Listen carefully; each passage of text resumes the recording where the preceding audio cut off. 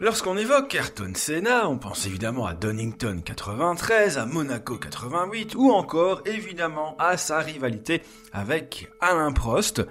Mais durant sa carrière, le pilote brésilien a également lutté à maintes reprises avec un autre champion du monde, Nigel Mansell.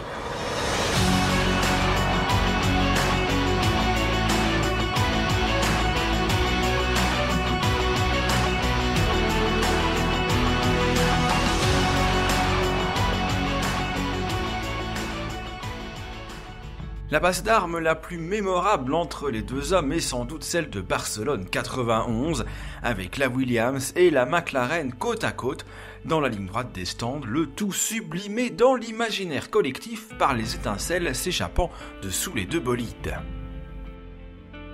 Un duel qui avait débuté dès le briefing des pilotes, durant lequel le président de la FIA, Jean-Marie Balestre, avait rappelé aux pilotes d'éviter les manœuvres inconsidérées à l'extinction des feux. Se sentant visé, et pas forcément à tort, Mansell explose, arguant que la fédération ferait mieux de se pencher sur les départs de Senna. Réponse du Brésilien : tu n'es qu'un enfoiré, et si c'est comme cela, eh bien il faudrait revoir tous tes départs de merde. Bref, le groupe vit bien. Dimanche, c'est sous la pluie que le départ de la course est donné. En pôle, Gerhard Berger maintient sa McLaren en tête de meute, tandis que derrière, Senna prend le meilleur sur Mansell, suivi par Schumacher, pour se placer en dauphin de l'Autrichien.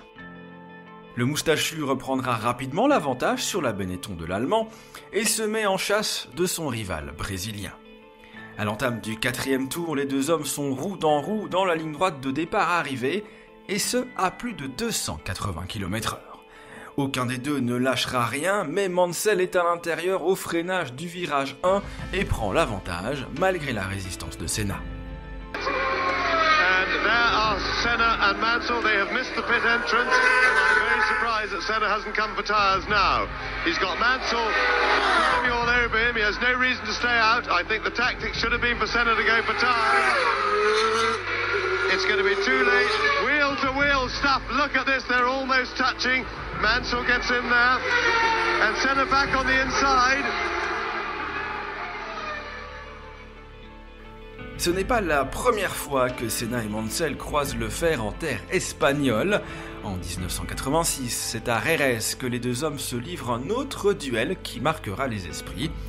Parti depuis la pole position, Senna mène l'épreuve, tandis que Mansell lui se bat avec Prost et Rosberg jusqu'au 39e tour, où l'Anglais déborde la Lotus numéro 12 dans la ligne droite. Gêné par un retardataire, Senna est impuissant.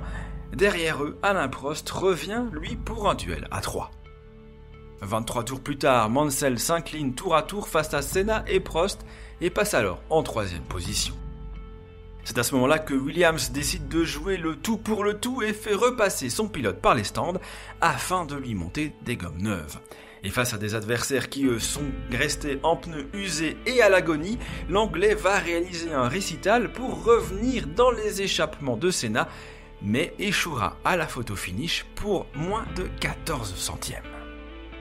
Quelques années plus tard, lors du Grand Prix de Hongrie 1989, Nigel opérera une manœuvre similaire à celle de Jerez pour aller décrocher une de ses plus belles victoires.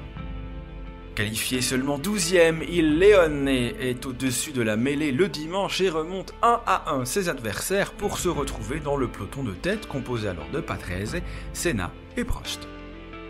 Au 41e passage, Senna prend le meilleur sur la Williams de Patrese et Mansell ne se fait pas prier pour s'engouffrer dans le trou créé par le pilote McLaren. Pendant 6 tours, la Ferrari mettra alors la pression sur la McLaren de Senna jusqu'au moment où les deux hommes vont croiser la route de Johansson qui sort des stands.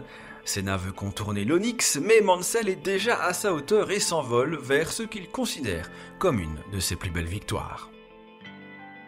Une victoire que Mansell ne décrochera pas, c'est celle au pied du rocher.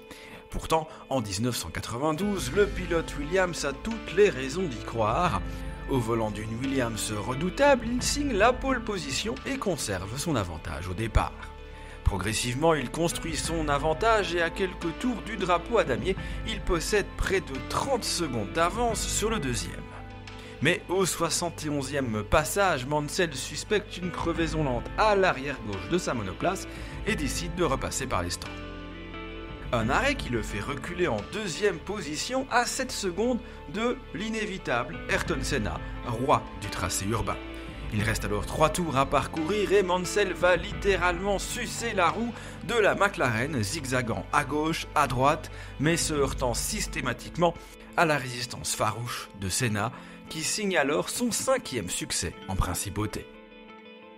À l'écoute de ces anecdotes, vous pourriez vous dire « Ouais, avec Prost, ça se serait déjà terminé dans le gravier et pas qu'une fois ».